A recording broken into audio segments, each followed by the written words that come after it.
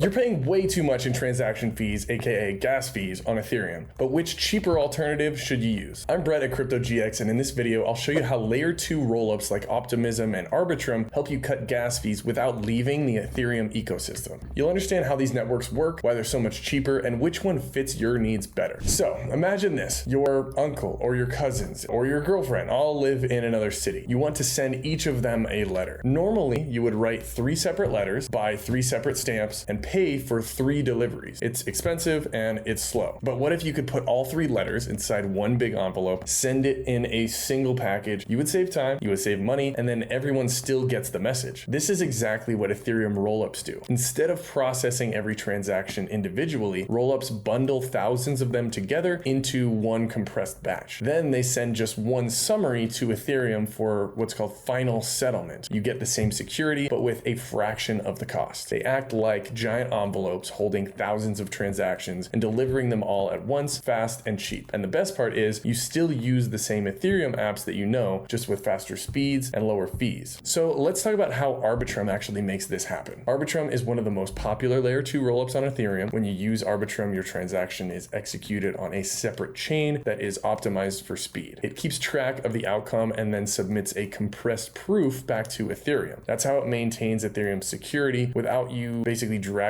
out a slow and expensive transaction process. And the way Arbitrum handles this process is what gives it an edge. It uses a method called optimistic rollups, which assumes transactions are valid by default. Now let's talk about what makes Arbitrum stand out. It has one of the largest DeFi ecosystems with very strong liquidity, making it easier to trade and access tokens. Its design supports complex smart contracts with lower costs, so developers often choose Arbitrum to build apps. The network has a higher throughput than Ethereum as well. Ethereum's typically 15 to 30 transactions per second, and Arbitrum is at least 30 transactions per second. As we can see here, Arbitrum's maximum recorded transactions per second was about 1,300, and then Ethereum's maximum was about 62, so it is significantly more. And essentially, Arbitrum is simple on the outside, but highly efficient underneath, and that's why it consistently ranks among the top layer 2s by usage. So now that you know how Arbitrum works, let's compare it with its main competitor, Optimism. Remember the envelope analogy? Let's take a closer look at one of the most popular rollups, Optimism. Think of Optimism as a fast lane built right next to Ethereum. It handles your transactions off-chain, it wraps them into a bundle, and then sends just a summary back to Ethereum. That way you avoid the traffic, but you reach the same destination. So here's how it works underneath. Optimism also uses optimistic rollup. It assumes all bundled transactions are valid by default, just like Arbitrum, but here's what makes Optimism unique. It uses what's called single round fraud proofs. That means when Optimism sends its bundle to Ethereum, it assumes everything is valid, but for 1 week, anyone can step in and prove if something in the bundle is wrong. If fraud is found, the invalid part is rolled back. If not, it's locked in permanently. So now let's talk about specifically why people like Optimism. First off, it's known for being developer friendly, with very strong support for Ethereum tooling. Apps built for Ethereum can deploy on Optimism with almost no changes. It also powers the superchain vision, which is a network of connected chains with Coinbase's base chain already built on it. It also typically has some of the lowest fees among L2s, making it great for frequent and small transactions. So while Arbitrum focuses on scalability and liquidity, Optimism enhances or emphasizes the ease of use for developers and ultra low fees as well. Now there are other L2s that you should know as well. This video isn't just about Arbitrum and Optimism. First off, Base. Coinbase's L2 built on the Optimism stack. It leads in users and activity with over 25 million monthly active wallets, making it the fastest growing L2 today. The next one we have is zkSync. This is a zk rollup that basically uses zero knowledge proofs for faster, more secure finality. It's basically seen as the future of scaling because fraud detection happens instantly, not after a waiting period. And I have another video on the channel about zk rollups, so definitely go check that out and make sure to subscribe. The next one is StarkNet. This is another zk rollup with a focus on scalability for complex apps. It uses Stark proofs, which are basically highly efficient cryptographic proofs. Again, the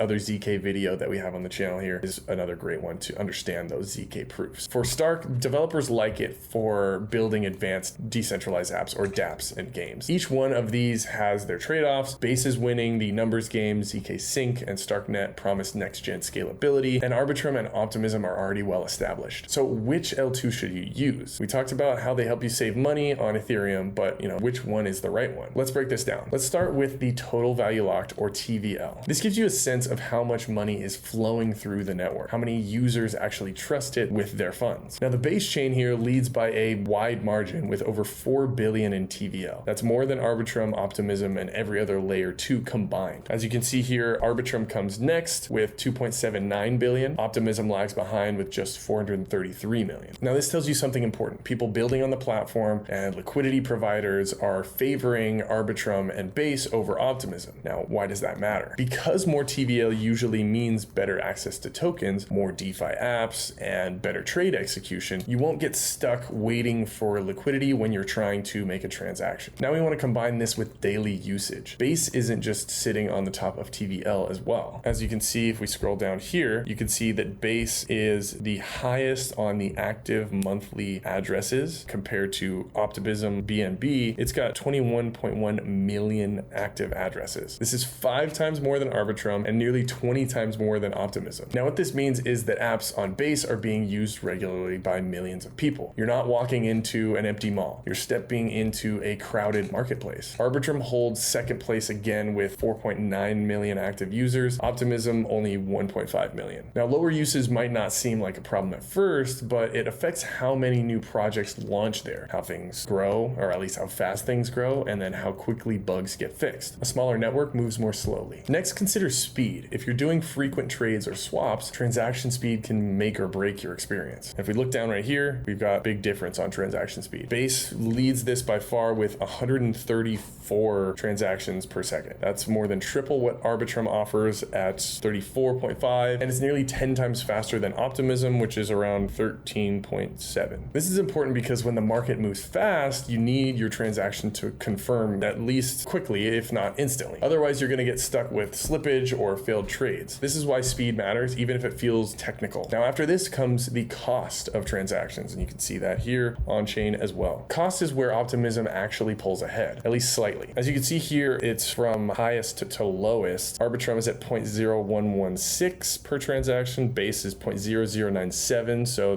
Base is slightly lower. We can't even see Optimism on this until we click the view more, and it is down here at 0.0037 per transaction. So with this in mind, if you're a high frequency user spending hundreds of small transactions, Optimism might save you a few extra cents per trade. But let's be real, most users don't make hundreds of transactions daily. And if you're saving time and getting more liquidity on Arbitrum or Base, that slightly higher fee might be worth it. So which one should you actually use? If you want the most active ecosystem and liquidity, I would say go with Arbitrum. If you want developer support and the lowest fees, Optimism has a really solid network as a choice here. If you're looking for growth and adoption, Base is definitely pulling ahead there. If you want to bet on next generation cryptography, zkSync and StarkNet are definitely worth taking a look at. No matter which one you choose, layer 2s are the key to using Ethereum without paying those painful gas fees. They give you faster transactions, cheaper costs, and ways to interact with crypto that are different from Ethereum. No matter which one you choose, layer 2s are the key to using Ethereum without paying those painful gas fees. They give you faster transactions, cheaper costs, and more ways to interact with crypto. So if you're ready to get some crypto on either Ethereum or one of these layer 2 chains, I put links in the description for Coinbase and crypto.com where you'll get at least $50 in crypto just for signing up. And if you want to get into meme coins, I also left a link to MoonShot where you can claim some free meme coins when you sign up. If you learned something new or just enjoyed the video, make sure to hit the like button and subscribe if you want to stay tuned for all things crypto. Thanks for watching. I'll catch you in the next one.